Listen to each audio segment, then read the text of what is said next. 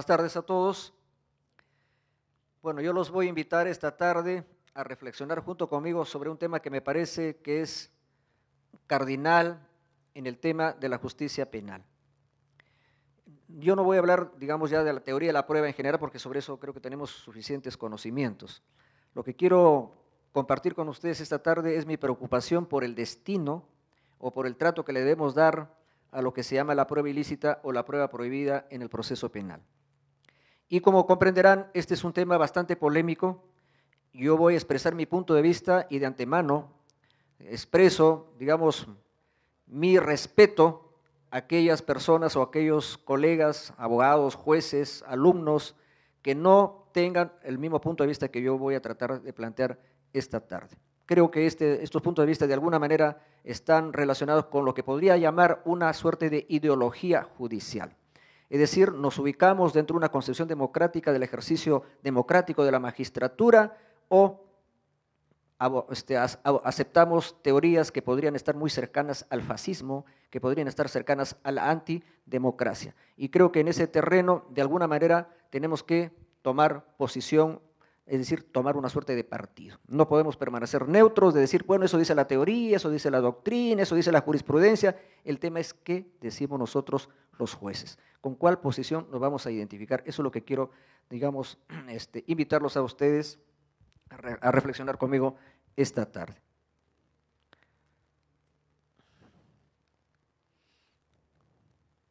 Bueno, conforme al sistema acusatorio de tendencia adversarial que tenemos en el Perú, ya sabemos que hay 3 etapas del proceso: la investigación preparatoria, que la dirige el fiscal; la etapa intermedia, que la dirige el juez de la investigación preparatoria; y el juzgamiento, que la dirige el juez de conocimiento de fallo, que en este caso, en el caso peruano, es juez unipersonal para delitos no muy graves, o juez colegiado o tribunal de juicio oral para delitos graves.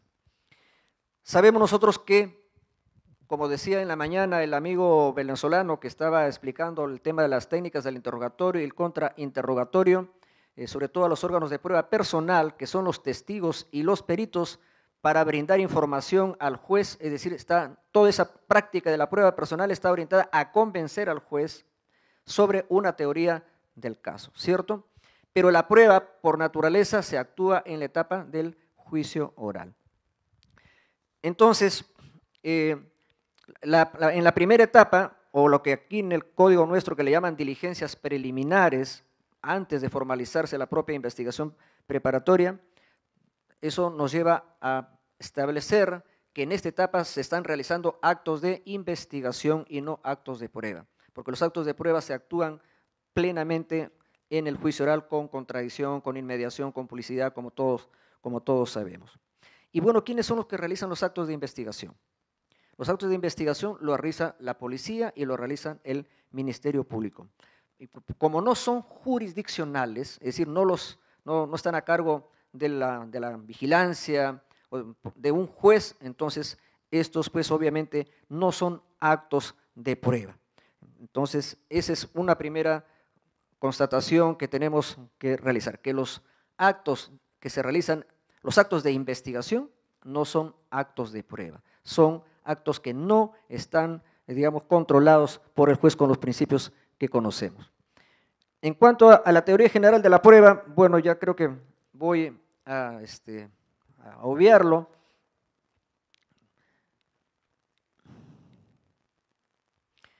Pero sí nos interesa señalar que las pruebas ilícitas se caracterizan como límites de la averiguación de la verdad de un proceso penal. Se trata de averiguar la verdad en un proceso, pero esta averiguación de la verdad no puede ser a cualquier precio, como lo dice la ordenanza del Supremo Tribunal alemán, que ha señalado en una oportunidad que no es principio de la ordenanza procesal penal alemana, se está refiriendo a su Código Procesal Penal, que la verdad debe ser investigada a cualquier precio, que no puede ser investigada a cualquier precio. Recordemos que un juez norteamericano señaló en una oportunidad que era necesario elegir y preferir que algunos delincuentes escapen a la acción de la justicia antes que el gobierno desempeñe un papel indigno, ni mucho menos llegar al colmo de estimar los frutos de esa violación como si nada hubiera ocurrido. ¿Qué significa eso?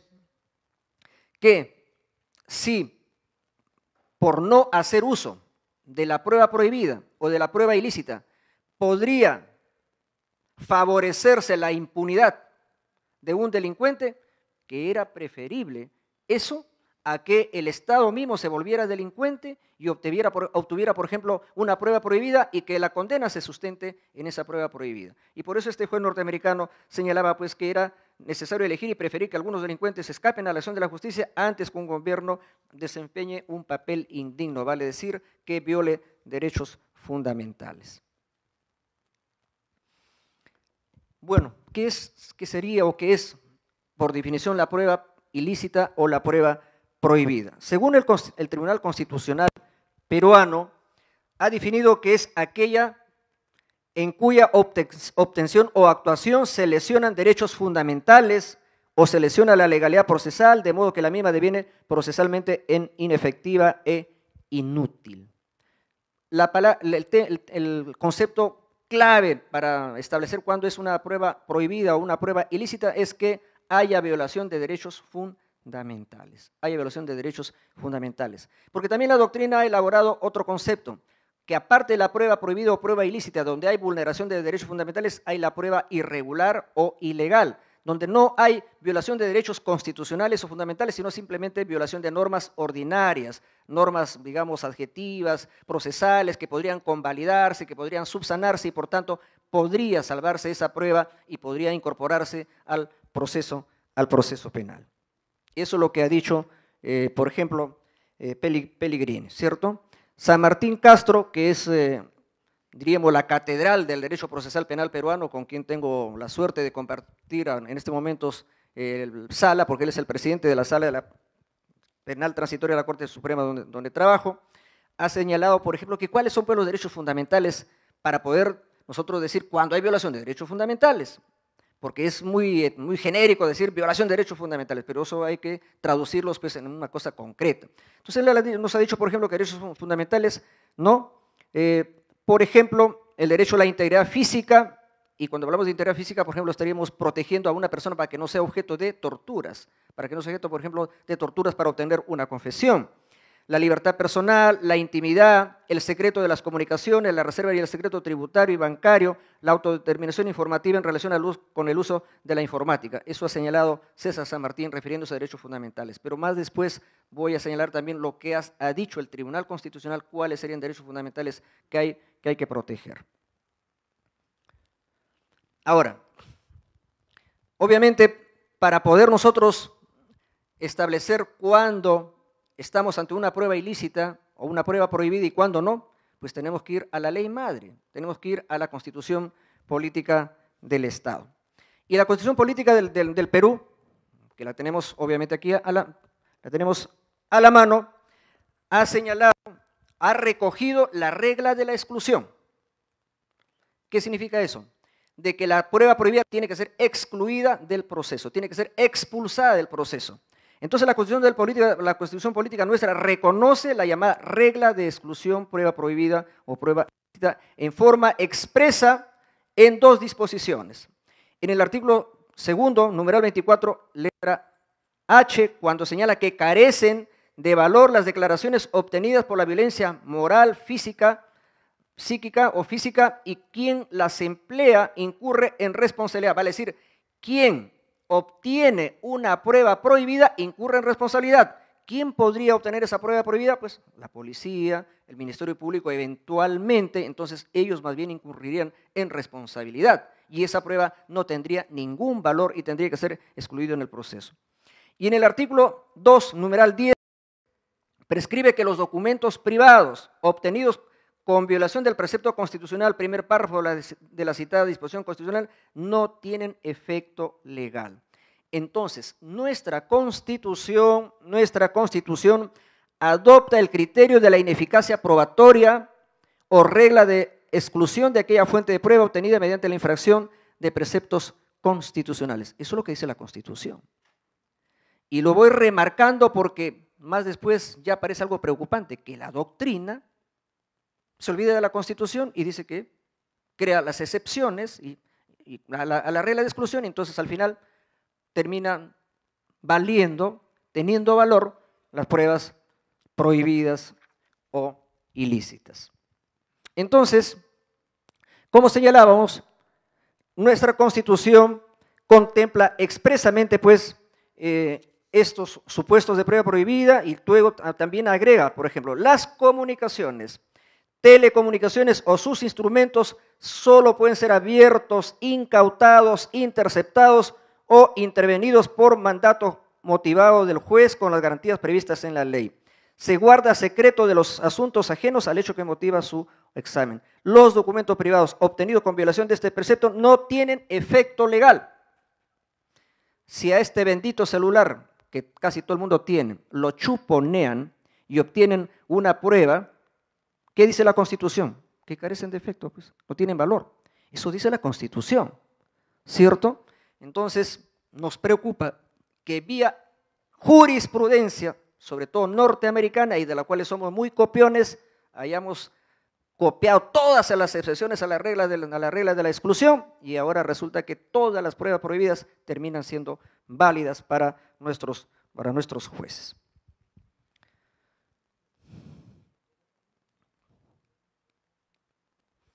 Ahora, si eso dice la Constitución, ¿qué dice pues ya nuestro código? ¿Qué dice nuestro Código Procesal del año 2004?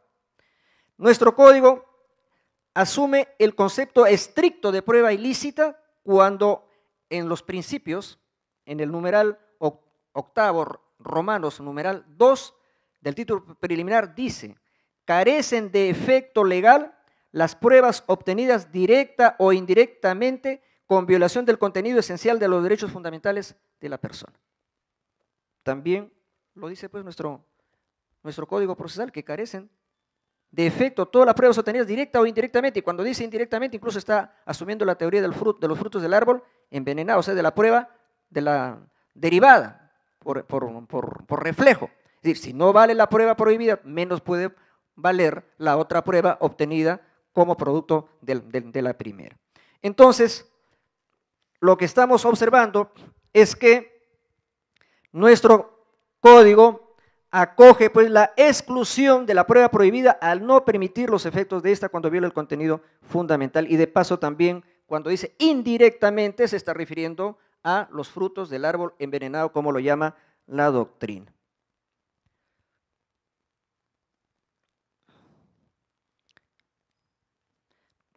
También el código, respecto a las consecuencias de estimarse la concurrencia de prueba ilícita, también el código emplea frases como carecen de efecto legal, no podrá ser utilizada, lo señala también el artículo 159.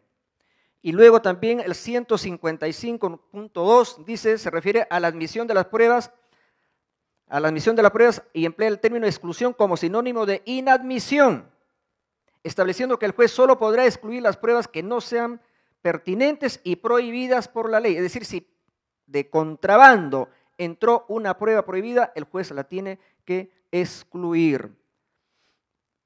Entonces, constituye, eso sí, obviamente, como siempre ocurre en una interpretación pro reo y nunca contra reo, que constituye una excepción a la ineficacia de la prueba obtenida con violación del contenido esencial de los derechos fundamentales de la persona cuando tal prueba resulta favorable al imputado. Solo en ese caso podría admitirse la validez de la prueba prohibida, pero ya de paso, pues obviamente a ningún imputado también se le va a recomendar que use prueba prohibida, digamos, para que resulte beneficiado, ¿no? Porque eso también sería algo, digamos, irregular.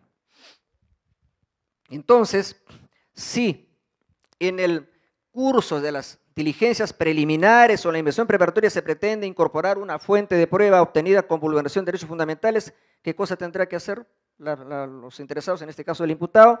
Hacer uso de la vía de tutela. ¿Ante quién? Ante el juez de la investigación preparatoria. Eso lo reconoce el artículo 71.4 en resguardo de sus derechos, donde él puede solicitar la inadmisión de la prueba ilícita como una medida de corrección.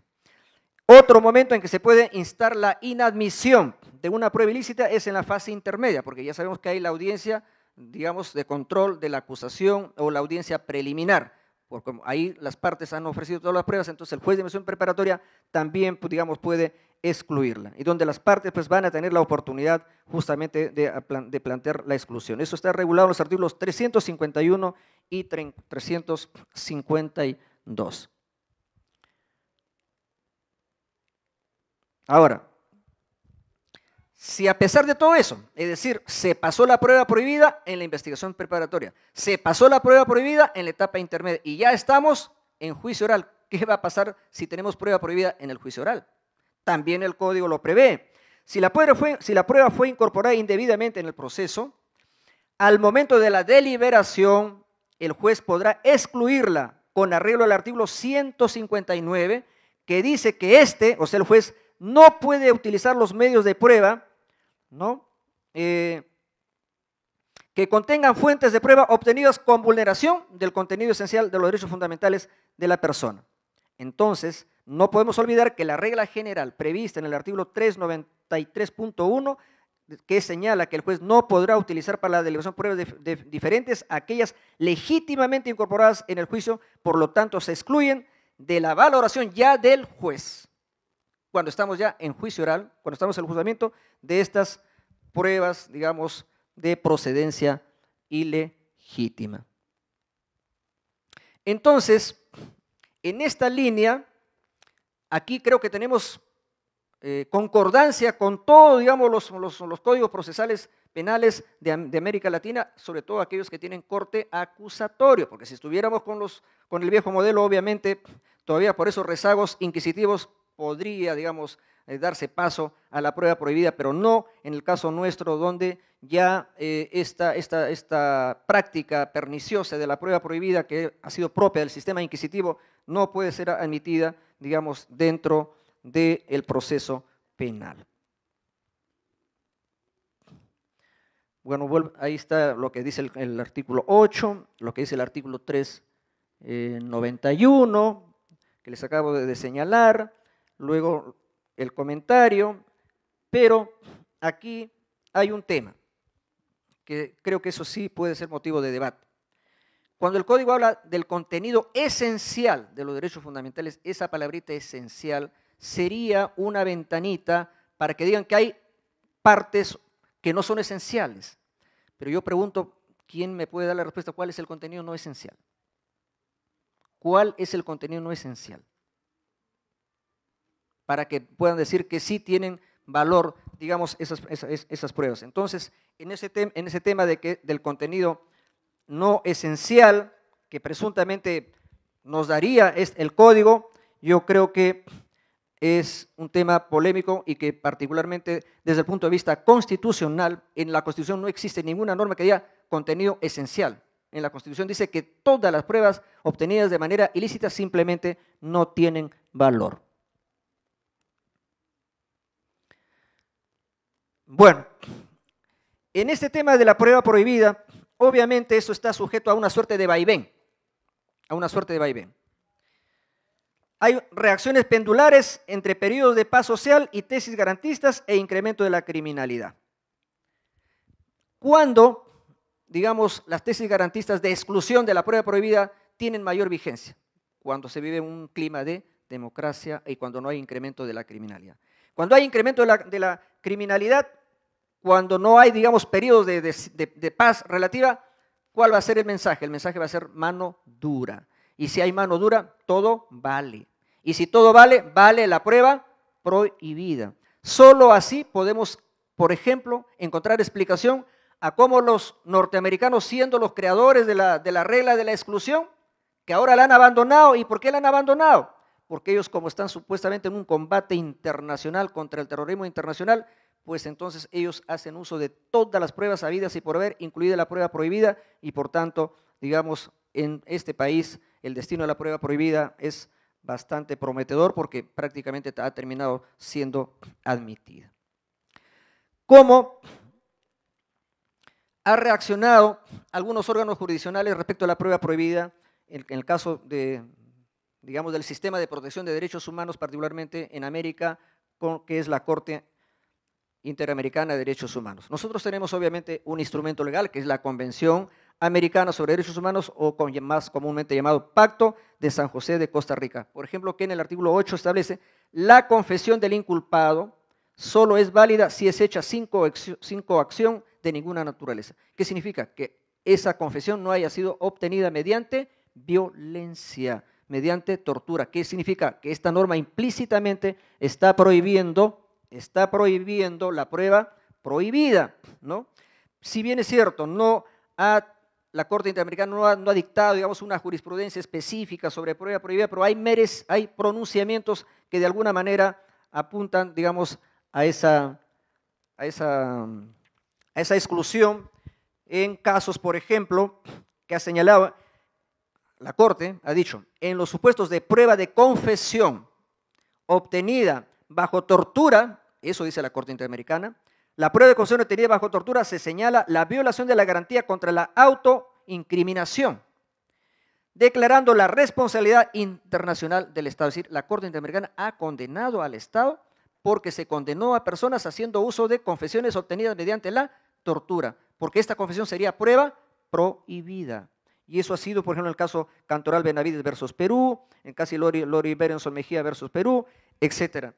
Y incluso la Corte ha dicho que la tortura como práctica de investigación policíaca se ve aumentada en algunos países por la fuerza jurídica otorgada a la primera declaración, aspecto de especial significado en aquellos ordenamientos en los que tal declaración se efectúa no ante el juez, sino ante el Ministerio Fiscal. Y luego pone un ejemplo, Manuel Manríquez versus México del año 99. Aquí, ¿qué pasa? La policía, digamos, prefiere ahorrar esfuerzos de investigación y para obtener del propio inculpado la confesión de su crimen. Entonces, aquí la Corte cuestiona lo que había dicho la Corte Suprema Mexicana, porque la Corte Suprema Mexicana había dicho: como la declaración primigenia del procesado es la declaración más espontánea, es la más cercana a los hechos, es una declaración que tiene valor. Por eso dice: esta tesis ha sido calificada erróneamente en México como la inmediatez o inmediación. Como la Corte Suprema Mexicana dijo que esa declaración se obtuvo de manera inmediata a los hechos por la cercanía a la fecha de los hechos, y por tanto es una prueba que podría ser aceptada. Entonces la Corte Interamericana está diciendo que no puede ser que por el hecho que es inmediata, pero si ha sido obtenida de manera ilícita, esa prueba no tiene valor, aunque sea la primera declaración. Porque nosotros siempre decimos: declaración ante la policía, declaración ante el fiscal, declaración ante el juez, ¿cuál vale? La primera. Esa es la costumbre. No es que vale la primera. Si la primera fue dada en condiciones de violencia, de coacción, esa prueba es inválida, así de simple. No es porque sea la primera ni la última, sino en qué condiciones se brindó esa prueba. La confesión, en todo caso, para hacer prueba tiene que ser espontánea y ante un juez con todas las garantías. Entonces ahí, por ejemplo, respecto a esa presunta inmediación,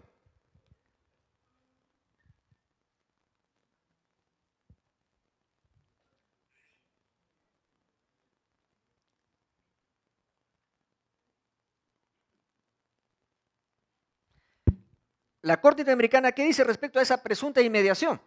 Que es una declaración que se da particularmente ante la policía. La Corte dice: la inmediación procesal debe ser concebida únicamente entre el juez y el procesado. No puede haber inmediación entre el procesado y la policía, o entre el procesado y el fiscal. La inmediación procesal es entre el procesado y el juez. Esa es la única inmediación que vale. Ese es el único principio de la actividad probatoria que rige en el juicio oral. No puede regir la inmediación procesal en la investigación preliminar, ni en la etapa intermedia, ni nada por el estilo. Entonces dice que la inmediación procesal debe ser concebida únicamente entre el juez y el procesado, por lo que deben desecharse las indebidas y erradas interpretaciones que incluyen dentro de aquellas declaraciones en sede policial o del Ministerio Público por no responder al propio juez. Con base a lo dicho sobre el principio de inmediación procesal y la garantía del debido proceso, la Corte Interamericana de Derechos Humanos señala que las declaraciones que deben prevalecer como prueba plena son las judiciales, es decir, las prestadas ante el juez competente y no las prejudiciales. Eso es lo que dice la Corte Interamericana. En el caso Tibi versus Ecuador del año 2004, también, ¿qué dice la Corte Interamericana? Dice: está demostrado que el señor Daniel Tibi fue víctima de torturas por parte de agentes estatales que afectaron su derecho a la integridad personal, así como sus garantías judiciales básicas. Se le sometió a dichos actos con el propósito de doblegar su resistencia psíquica y obligarlo a autoinculparse, por lo que el Estado violó el artículo 8.2 de la Convención Americana. Es decir, prueba prohibida. En este caso, ¿qué prueba? La confesión obtenida mediante tortura. Eso es lo que ha señalado la Corte Interamericana. Y luego, también la Corte Interamericana señala cuáles son los derechos fundamentales generalmente violados. Señala la integridad física, obtención de una confesión por medio de tortura. La libertad personal, detención sin causa legal que lo sustente para realizar, es decir, cuando se detiene arbitrariamente, es decir, sin mandato del juez o sin flagrancia. Eso es violación de derechos fundamentales. Cuando se viola el derecho a la intimidad, ¿a través de qué? Una videograbación de dos personas teniendo, por ejemplo, relaciones sexuales, que luego es usada en un proceso civil como causal de divorcio. Eso, por ejemplo, es violación del derecho de la intimidad. Aunque el hecho sea real, pero es violación del derecho.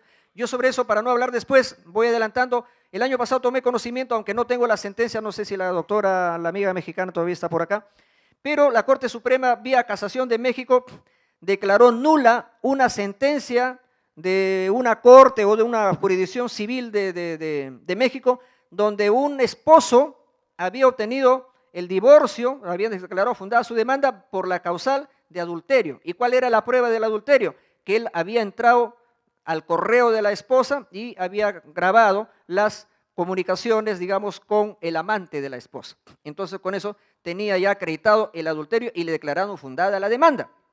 Y la confirmó la Sala Superior, pero vía casación la Corte Suprema de México dijo que esa era prueba prohibida. No podía ser sustento de una sentencia, digamos, en la vía civil, porque se había obtenido violando el derecho al secreto de las comunicaciones o de la intimidad. También dice la Corte Interamericana que otro derecho fundamental es la inviolabilidad de domicilio, registro de domicilio sin causa legal, obteniéndose documentos usados para luego condenar a su dueño.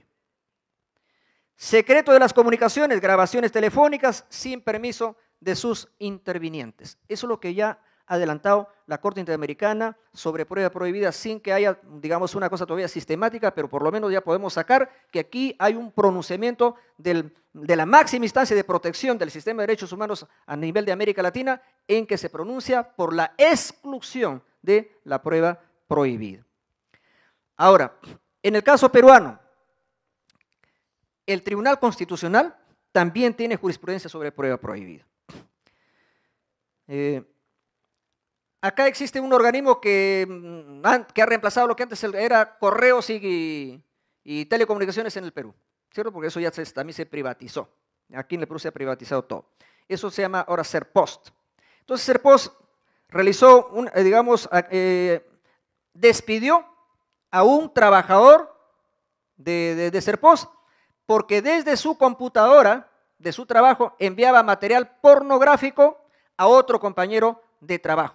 Entonces, sin permiso de nadie, del juez, de nadie, digamos, ingresaron a su correo, grabaron esas comunicaciones y las usaron para despedirlo de su trabajo. Entonces, este joven, ¿qué es lo que hizo? Hizo una demanda, una acción de amparo ante el Tribunal Constitucional que terminó siendo declarada fundada porque su despido se había basado en prueba prohibida.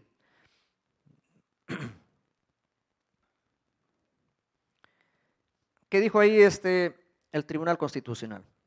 Dijo, si se trataba de determinar que el trabajador utilizó su correo electrónico para fines opuestos a los que le imponían sus obligaciones laborales, la única forma de acreditarlo era iniciar una investigación de tipo judicial, habida cuenta de que tal configuración procedimental la imponía para estos casos de la propia Constitución, porque la propia Constitución establece la inviolabilidad del secreto de las comunicaciones, y en este caso el empleador, Serpost, no recurrió, digamos, al juez, sino directamente hizo uso, digamos, de la interceptación ilegal de su correo electrónico.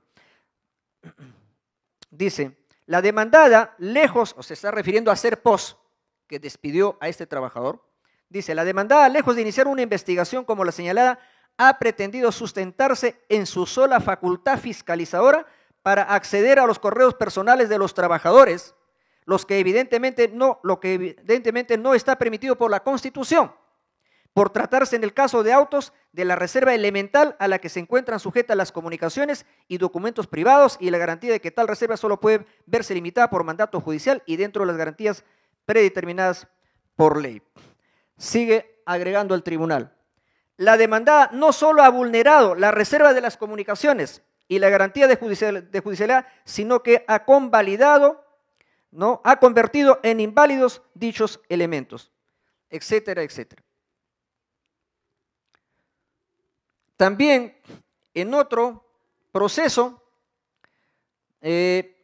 Rafael Francisco García Mendoza contra Serpos, también fue prácticamente lo mismo, o sea, violación de derecho a las comunicaciones.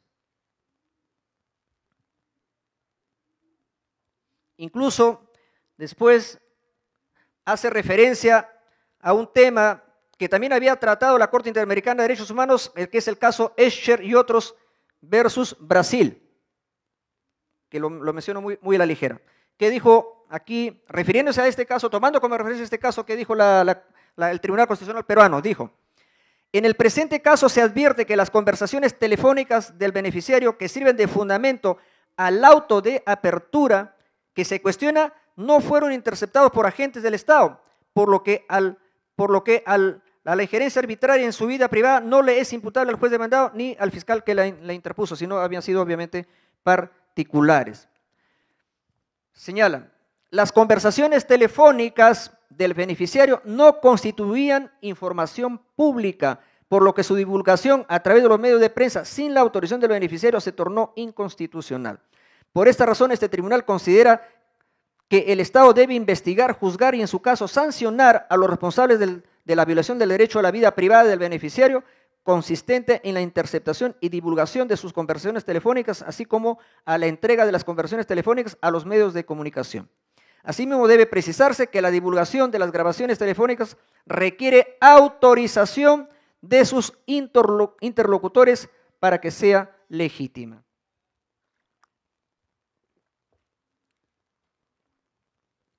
Luego agrega, los medios de comunicación social se encuentran prohibidos de divulgar o difundir las interceptaciones y grabaciones de conversaciones telefónicas, salvo que exista la autorización de los interlocutores grabados para que sean conocidos por terceros o un mandamiento judicial motivado que permita su difusión por ser de interés público bajo responsabilidad de ser denunciados penalmente. Bueno, eso ha dicho el Tribunal Constitucional. Ahora, ¿qué ha dicho la Corte Suprema del Perú respecto a la prueba prohibida? Tengo acá dos sentencias de la Corte Suprema, de la Segunda Sala Penal Transitoria. Una del año 2006 y otra del año 2007. Dos sentencias de la Corte Suprema. Y van a ver que son totalmente diferentes, diametralmente opuestas. La primera la pongo como ejemplo de aplicación de la regla de exclusión de la prueba prohibida. O sea, aquí la Corte Suprema se pronunció totalmente por la exclusión de la prueba prohibida. Este es un recurso que ha recaído en un proceso por terrorismo. Se había cometido un atentado terrorista en el centro comercial El Polo, en Lima, que es una zona residencial. Entonces, a raíz de esas investigaciones, se intervino, digamos, a una persona en condiciones que ya vamos a enseñar. ¿Qué dijo aquí la Corte Suprema? Solamente estoy recogiendo los párrafos que son digamos, importantes. Dijo, sin embargo, está refiriendo ahí a la incautación que se hizo en la casa de esa persona investigada por terrorismo.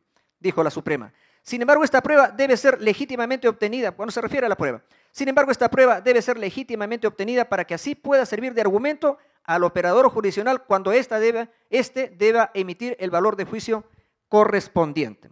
Ese es como concepto.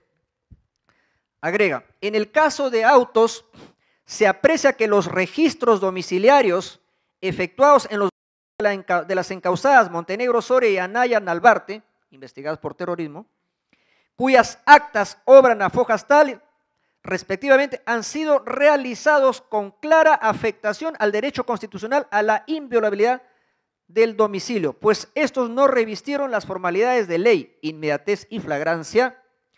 Por ende, el material incautado, les incautaron ANFO, con lo cual se puede producir explosivos.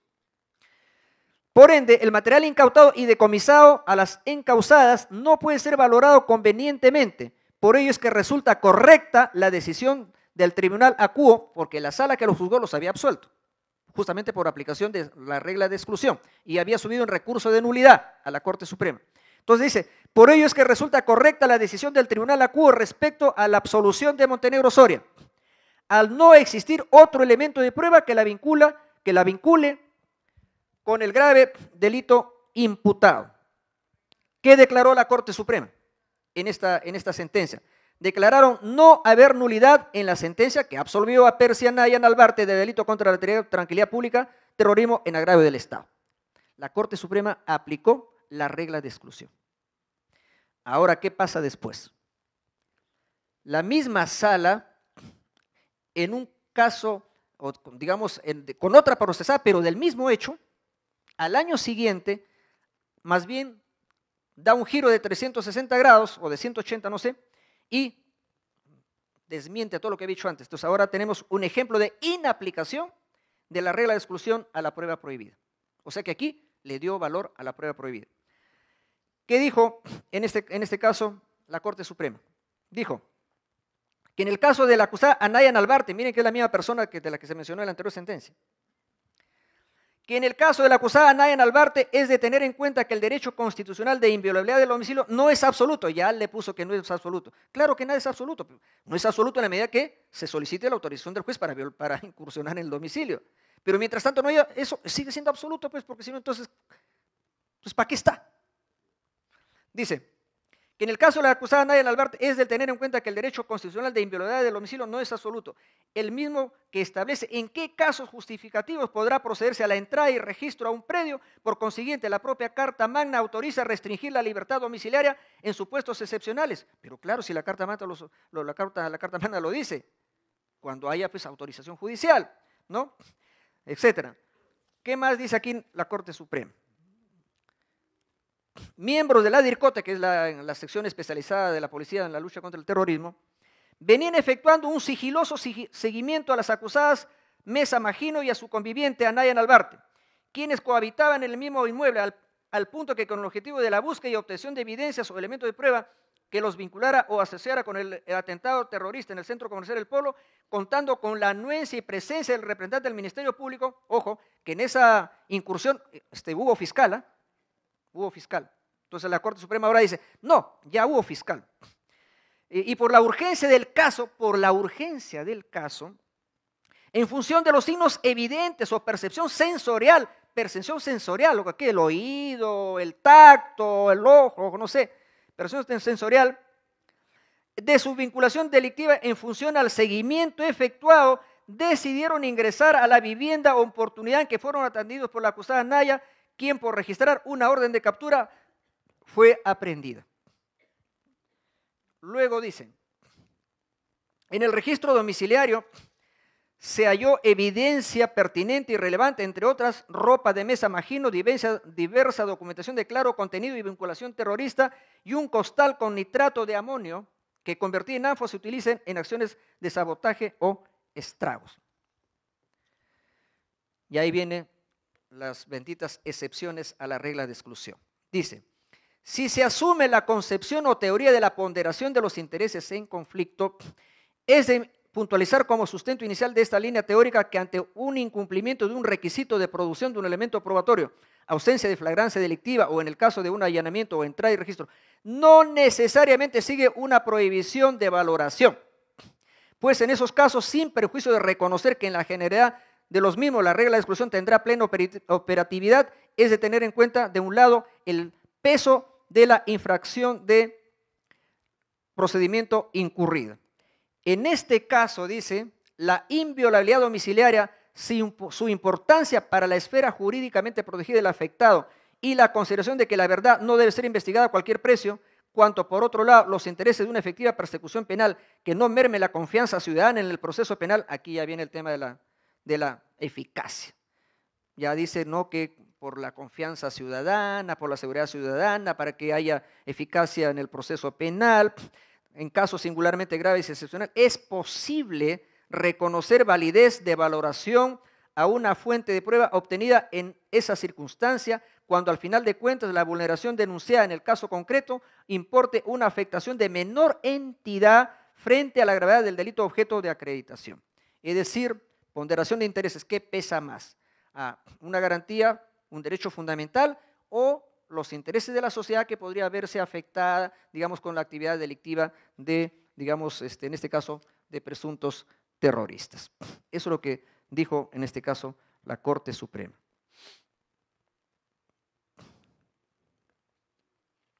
Luego dice, a posteriori, no solo se tiene el concurso del Ministerio Público, ya la Corte Suprema, porque interviene el Ministerio Público, ya está convalidando, que concede garantía de limpieza en el acta de intervención domiciliaria. O sea, la intervención del Ministerio Público concedía garantía de limpieza a la incautación, sino que con anterioridad los factores que determinaron la incursión domiciliaria, el lugar y tiempo de ejecución, y en especial las diligencias de seguimiento previo y la ya obtenida en la propia investigación, hacen aplicable la doctrina del dominado caso probable, ¿cierto?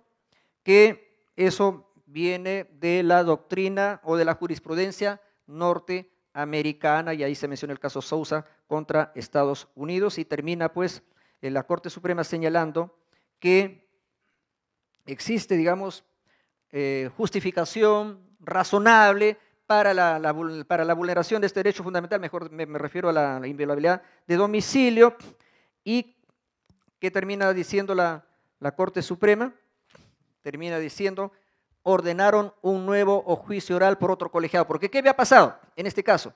Siguiendo la misma tónica de la sentencia anterior que se había absuelto y que la Suprema la había ratificado, en este caso también lo volvieron a absolver la sala de juzgamiento por aplicación de regla de exclusión de la prueba prohibida. Como sube un recurso de nulidad interpuesto por el Ministerio Público, ¿qué dice en este caso ya la Corte Suprema? Se retracta y declara nula la sentencia absolutoria y ordena un nuevo juicio oral, con lo cual tenemos un ejemplo de la inaplicación de la regla de exclusión.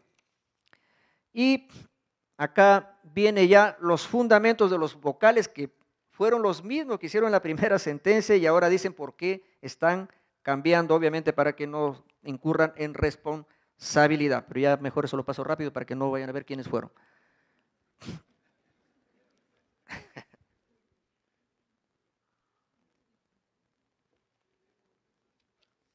Ahora, voy a una jurisprudencia reciente, de hace prácticamente un mes.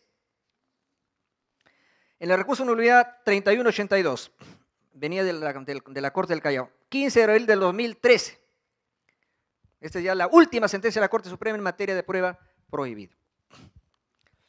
Dice, toda obtención de fuentes de prueba, en este caso el cuerpo del delito o elementos materiales del mismo, droga e instrumentos para su acondicionamiento, será excluida del acervo probatorio si se vulnera el contenido constitucionalmente garantizado de un derecho fundamental. La sanción procesal es la inutilización de la prueba obtenida de ese modo y la consiguiente prohibición de su valoración. Lo dice de manera absolutamente tajante y clara la Corte Suprema ya en este caso. Continúa.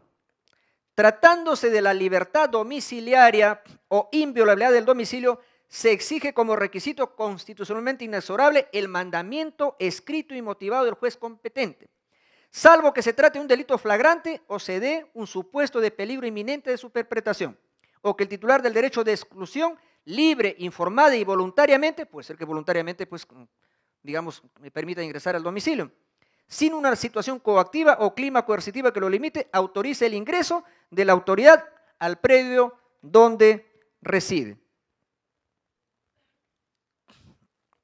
Sigue. En el presente caso, es obvio que no se recabó mandamiento judicial para el ingreso y registro domiciliario, menos para la incautación de material delictivo. La policía, al planificar y desarrollar la operación de interdicción, ni siquiera pudiendo hacerlo, notificó al fiscal con carácter previo para garantizar y controlar la corrección jurídica de la diligencia que se realizaría. De igual manera, no se está ante un supuesto de delito flagrante, pues no se trató de una situación de venta o traslado de droga que requería la urgencia intervención para evitar su consumación. Además, en los denominados delitos de tenencia, era microcomercializador de droga, en este caso. Para efectos procesales, no puede configurarse la flagrancia que exige la urgente intervención policial, pues es evidente que podía recabarse previamente la orden judicial, más aún si se contaba con información de inteligencia operativa de un individuo que se dedicaba al acopio y comercialización de drogas en su domicilio. Tampoco se ha probado que el imputado autorizó voluntariamente el ingreso y registro domiciliario. ¿Por qué? Porque la policía había dicho que sí, que él había permitido el ingreso, eso decía la policía, ¿no?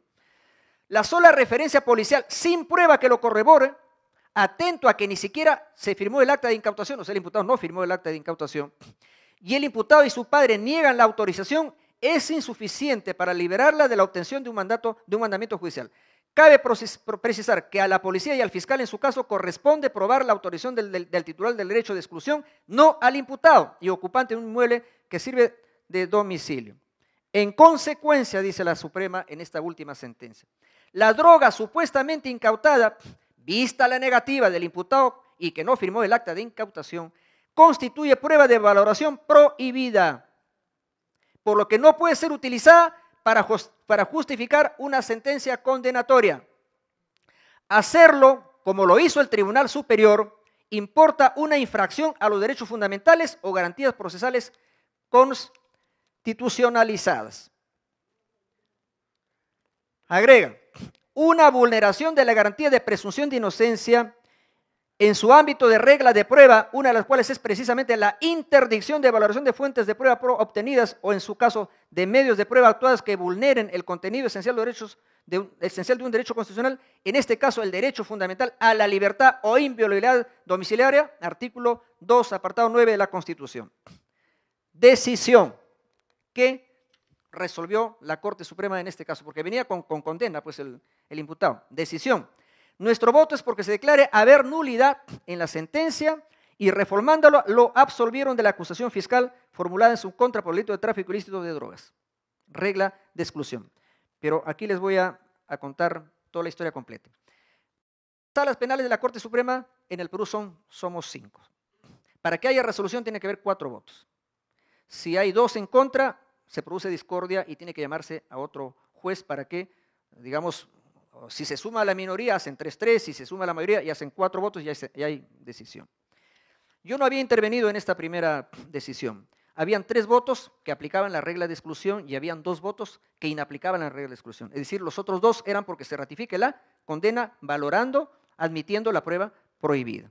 Entonces, no sé si felizmente me llamaron a mí, porque me tocaba hacer sala. Entonces, obviamente intervengo y digo lo siguiente. Es el voto mío, porque así aparece en la sentencia. En pocas circunstancias se puede materializar con la nitidez suficiente la naturaleza garantista del proceso judicial como en el campo del aspecto probatorio.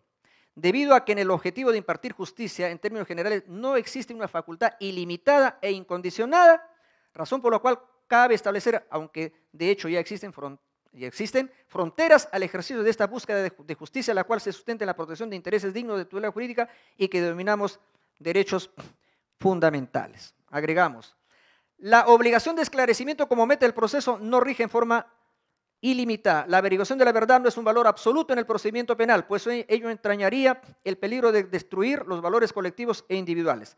En el caso del recurrente, o sea, del imputado que fue condenado, es de tenerse en cuenta que éste cuestiona la vulneración del derecho constitucional de inviolabilidad de domicilio, consagrado también en la Constitución en su artículo 2, inciso 9. Luego agregamos, cabe precisar también que es posible que por la posición asumida se califique a muchos magistrados como garantistas en exceso, exigiéndonos cuidar menos las garantías constitucionales de unos pocos y por el contrario asegurar la tranquilidad de las mayorías que se consideran afectadas por la perpetración de ilícitos penales, pero es en el respeto de los principios penales y procesales en que se funda un Estado de Derecho constitucional que con sus defectos es el mejor sistema de gobierno y de control social.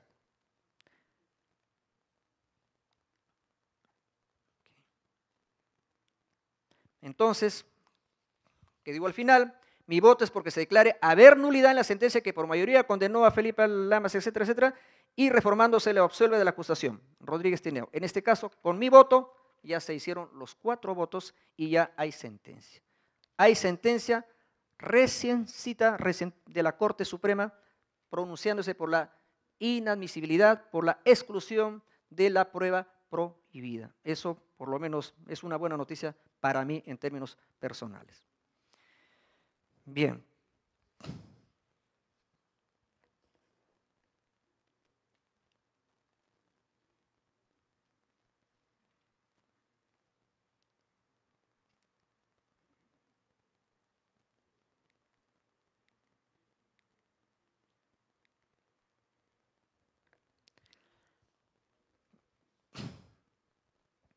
Bueno, aquí voy a ser un poco breve en esta parte.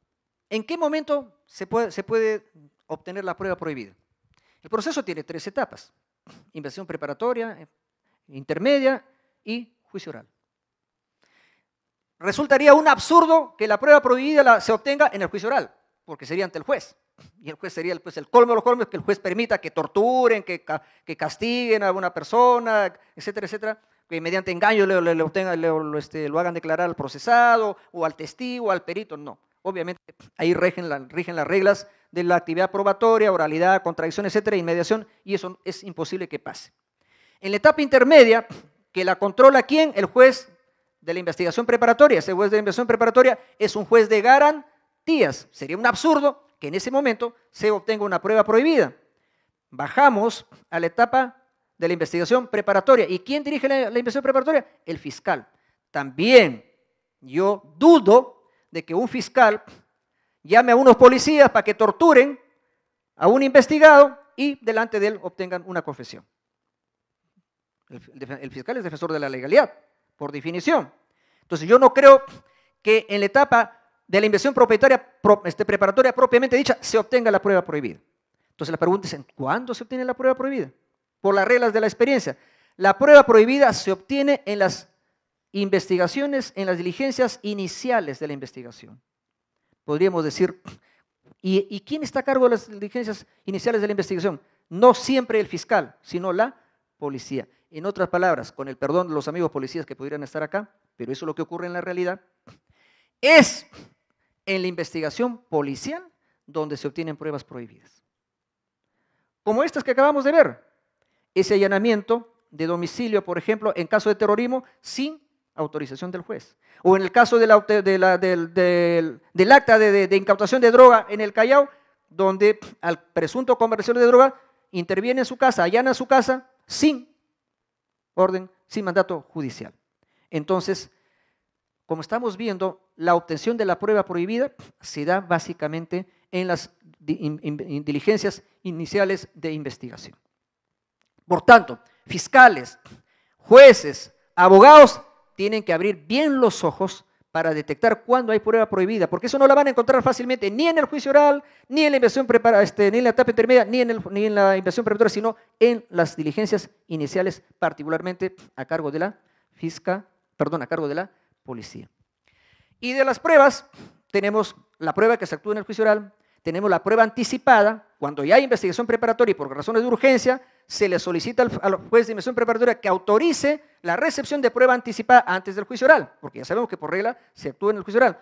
Pero también hay otras pruebas que no se actúan ni en el juicio oral, ni en la etapa intermedia, ni en la investigación preparatoria.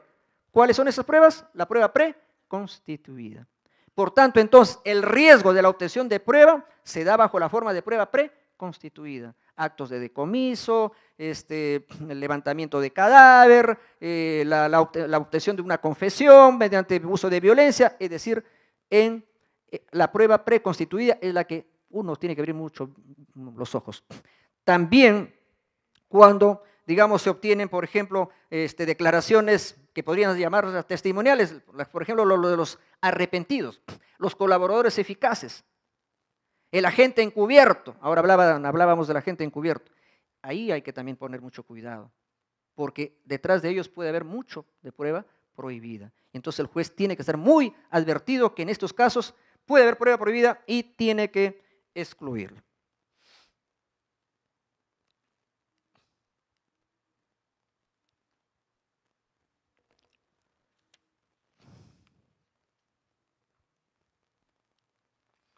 Ahora, ya les dije lo que ha dicho el Tribunal, la Corte Interamericana, lo que ha dicho el Tribunal Constitucional, lo que ha dicho la Corte Suprema en materia de prueba prohibida. Pero ¿qué han dicho también los jueces después del Perú? Los que ya están con reforma procesal, particularmente. El segundo distrito judicial que entró en reforma procesal en el Perú después de Guaura ha sido La Libertad, Trujillo. ¿Ya? Aquí tenemos un caso interesante de prueba prohibida en Trujillo. Primer juzgado penal colegiado. ¿Qué pasaba?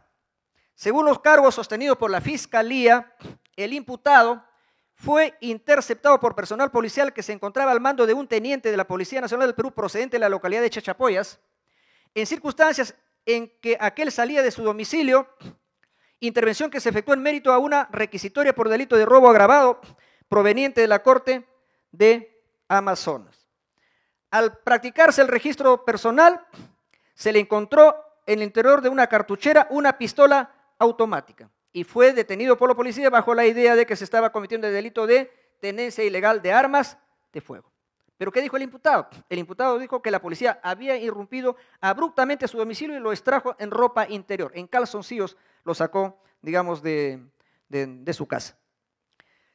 Bueno, el proceso avanzó, hay auto de enjuiciamiento, ya estamos con el nuevo modelo, hay juicio oral, y el primer juzgado penal colegiado de Trujillo instaló la audiencia y señaló la hora y fecha. ¿Qué dijo el abogado defensor de oficio? Un buen abogado defensor. Dijo, al exponer su teoría del caso, que la incautación del arma de fuego se produjo en mérito a un allanamiento ilegal de morada practicado por el personal policial interviniente, quienes extrajeron de su vivienda al imputado por la fuerza y en ropa interior. Incluso se ofreció como medio de prueba las testimoniales de los vecinos, quienes efectivamente luego declararon que así lo habían sacado. O sea, ni siquiera vestido al imputado, y es así cuando lo, digamos, ingresaron a su domicilio y obviamente este no firmó el acta de incautación del arma. Aquí viene el tema de qué hicieron nuestros amigos de Trujillo para resolver este caso. El primer juzgado penal colegiado falló absolviendo al encausado por el delito de peligro común en su modalidad de tenencia ilegal de arma de fuego en agravio del Estado. Los argumentos de la sentencia se encontraban en que ellos aplicaron el artículo 8º del título preliminar, el inciso segundo que ya hemos mencionado. Se declaró la ineficacia de la incautación del arma de fuego practicada por el personal porque se había vulnerado derechos fundamentales, entre los que resaltan el de la dignidad de la persona e inviolabilidad. ¿Por qué hablan aquí de dignidad y no solamente de inviolabilidad? Por la forma como lo sacaron, es decir, lo sacaron en paños menores, prácticamente lo sacaron desnudo a esta persona. Bueno, si ya lo detuvieron, no era ningún problema dejarle que se ponga un pantalón, una camisa, no sé, pero en fin, pues así a veces son de abusivas nuestras autoridades. Entonces, en este caso la Corte, el Tribunal de Trujillo hace mención a esos dos derechos fundamentales, el de la dignidad y el de la inviolabilidad de domicilio. Y luego, ¿qué pruebas adicionales se practicaron aparte del acta de incautación y de registro? Obviamente las pericias pues, de balística para ver si el arma es idónea para causar peligro, si está en buen estado de funcionamiento, de conservación, y esa prueba decía que sí, con lo cual estaba listo para la condena. Pero esa prueba ya es pues fruto del árbol envenenado, efecto reflejo. Si no vale la primera, tampoco vale la segunda, y así lo pronunció la Corte, el juzgado penal colegiado de Trujillo. Obviamente la Fiscalía interpone recurso de apelación, sube a la sala de apelaciones y la sala de apelaciones también emite la sentencia mediante la cual confirma esa sentencia absolutoria. Entonces, nuestro nuevo código tiene pues una orientación garantista y de esta forma creo que los jueces de alguna manera se están pronunciando para resolver el tema de la admisión o exclusión de la prueba prohibida. Bueno, simplemente para, digamos, recordar algunos temas. A la regla de la exclusión de la prueba prohibida se le han ido creando excepciones. ¿Dónde? Particularmente en la jurisprudencia norteamericana. Y ahí tenemos pues, de la excepción de la buena fe, la eficacia para terceros, la doctrina de la ponderación de intereses, la doctrina de la instrucción de la mentira del imputado, la teoría del riesgo, etcétera, etcétera, que incluso ha sido reconocida por algunos jueces peruanos en algunas reuniones que hemos tenido.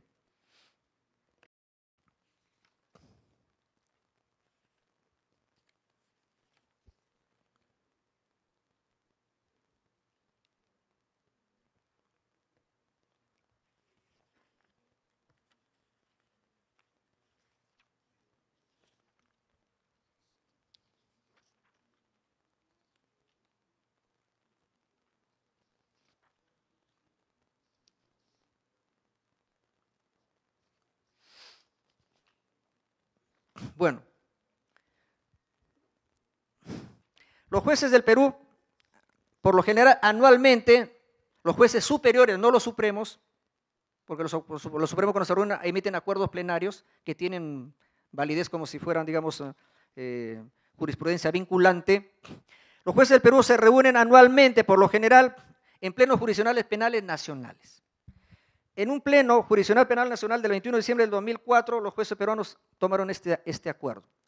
Dice, las excepciones a la regla de prohibición de valorar las pruebas obtenidas con violación de la Constitución, sean estas directas o indirectas, no deben ser reguladas por el legislador, sino que deben ser recogidas y desarrolladas por la jurisprudencia nacional,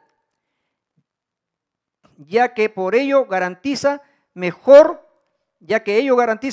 el debido proceso y analiza el caso por caso. Este es un acuerdo que lo cuestiona el procesalista español Miranda Strampes. Miren lo que hemos dicho, que la regla de la excepción no la deben, digamos, establecer los legisladores, sino los jueces, vía jurisprudencia. Eso es bien grave, porque estaría dejando a que los jueces, digamos cuándo aplicamos la regla y cuándo no aplicamos la regla, cuando eso ya lo dice la Constitución, ¿cierto? Entonces, él aquí hace una acotación. Dice, nosotros tenemos familias jurídicas, el common law norteamericano, inglés y el civil law eurocontinental, ¿cierto?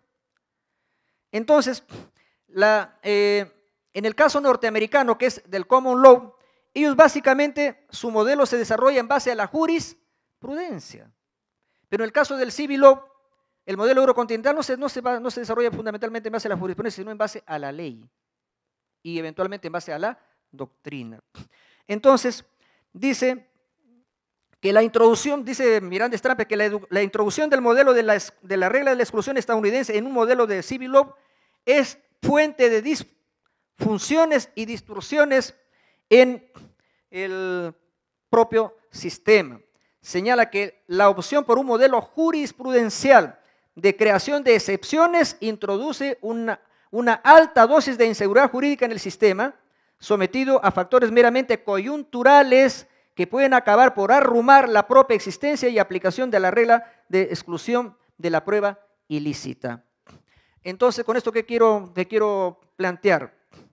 Que creo que nos hemos equivocado, los jueces peruanos, al haber establecido en este acuerdo, que los jueces somos los que debemos establecer vía jurisprudencia que cuándo vale o cuándo no vale una prueba prohibida. Yo creo que los jueces peruanos debemos atenernos a lo que dice la Constitución, Pero lamentablemente, como somos un poco seguidores de lo que hacen afuera y siempre nos copiamos de la doctrina norteamericana, ¿no? Entonces, obviamente, en Estados Unidos pues ya la regla de exclusión está en crisis. Ya prácticamente no la aplican. ¿Y eso cómo lo podemos, digamos, más visibilizar? hace un mes estuvo visitándonos acá en nuestro país el juez más antiguo de la Corte Suprema de Estados Unidos, don Antonín Scalia. Don Antonín Scalia, en una entrevista en Suiza, antes de que se viera en la Corte el caso Guantánamo, ya saben ustedes la barbaridad de lo que es el caso Guantánamo, dijo: guerra es guerra, y nunca ha sido el caso de que cuando se captura a un combatiente se le tiene que dar un juicio conjurado en los tribunales civiles. A una entrevista con la BBC de Londres, dijo: sería absurdo decir que no se puede hincar con agujas debajo de las uñas, golpear el rostro. Sería absurdo decir que no se puede hacer eso. Eso ha dicho el juez de la corte más importante del mundo. Y luego le hace una entrevista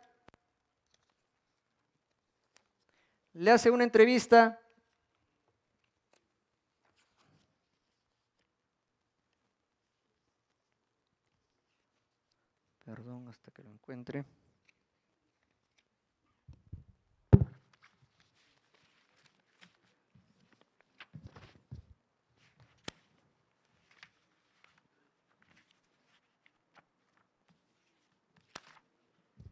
Bueno, se me extravió la entrevista que le hace El Comercio, que es el diario más antiguo del Perú, a Antonín Scalia en el Perú hace un mes. En esa entrevista, él sin retractarse en absoluto lo que había dicho en estas entrevistas que les acabo de mencionar, dijo, por ejemplo, que él jamás podría aceptar una jurisdicción que no fuera la jurisdicción de su país. Con eso que estaba diciéndonos, que Estados Unidos nunca va a aceptar la jurisdicción de la Corte Penal Internacional o el Estatuto de Roma. Y jamás va a aceptar la jurisdicción de la Corte Interamericana de Derechos Humanos, pese a que la Comisión Interamericana de Derechos Humanos tiene su sede en Washington. Es decir, ellos incluso ayudan a financiar el funcionamiento de la Comisión Interamericana, pero no se someten a la jurisdicción. Entre otras cosas, ¿por qué creen ustedes? Porque pues ellos ahora ya abandonaron totalmente el tema de la ineficacia de la prueba prohibida. Entonces, el país de las libertades, Estados Unidos, haciendo, como dice este señor, un miembro de la Corte Suprema, que hay que torturar a la gente, hay que arrancarle las uñas y así por ese camino arrancarle los ojos, los testículos, qué sé yo. Entonces, ¿a qué vamos a volver? Vamos a volver pues a la Santa Inquisición, que de santa no tenía absolutamente nada más que de diabólica, ¿cierto? Entonces, yo creo que tenemos pues que irnos definiendo. Es decir, si estamos por la democracia, por un gobierno, por un sistema constitucional, o no lo estamos. Y yo tengo en mis manos un discurso del señor presidente de la Corte Suprema de Chile el año pasado, el 12 de octubre del 2012, cuando tomaba juramento a los nuevos abogados en Chile. Mire qué importante, qué simbólico que el presidente de la Corte Suprema juramenta a los nuevos abogados, a los recién graduados. Dijo lo siguiente: hoy en día, paradójicamente, a quienes se les encarga la defensa de los derechos trascendentales para la sana convivencia y el prestigio del Estado de Derecho, y cuando lo hacen por devoción y principios, se les moteja de garantistas, dándoles a esa cualidad de la justicia por algunos que conocen el derecho por referencia o por intuición, un sentido de peligro social, o sea, los garantistas serían un peligro social, puesto que una mayoría exigiría cuidar menos las garantías de unos pocos y asegurar en contrario la tranquilidad de los más, que en palabras de Luigi Ferrajoli sería la mayoría no desviada. Cuando las garantías que a todos sin distinción nos asegura la Constitución se encuentran en riesgo, existe para su prevención la jurisdicción. Para eso estamos los jueces. Y luego dice, repitiendo o transcribiendo a Ferrajoli, el fundamento de la legitimidad sustancial de la jurisdicción, el fundamento de la legitimidad de la jurisdicción de los jueces, no es en efecto el consenso de la mayoría, sino la verdad de sus decisiones, que viene asegurada de un lado por las garantías penales, especialmente por la estricta legalidad, es decir, la taxatividad y materialidad, y por tanto la verificabilidad y refutabilidad de los supuestos de hechos legales; de otro, por las garantías procesales de la carga de la prueba para la acusación y del contradictorio, es decir, del derecho a la refutación conferida a la defensa. No se puede condenar o absolver a un hombre porque convenga a los intereses o a la voluntad de la mayoría. Ninguna mayoría, por aplastante que sea, puede hacer legítima la condena de un inocente o la absolución de un culpable. Y luego les dice, yo termino invitándoles a que sean parte de esa minoría. Yo ahora también creo que me declaro militante de esa minoría. Muchas gracias.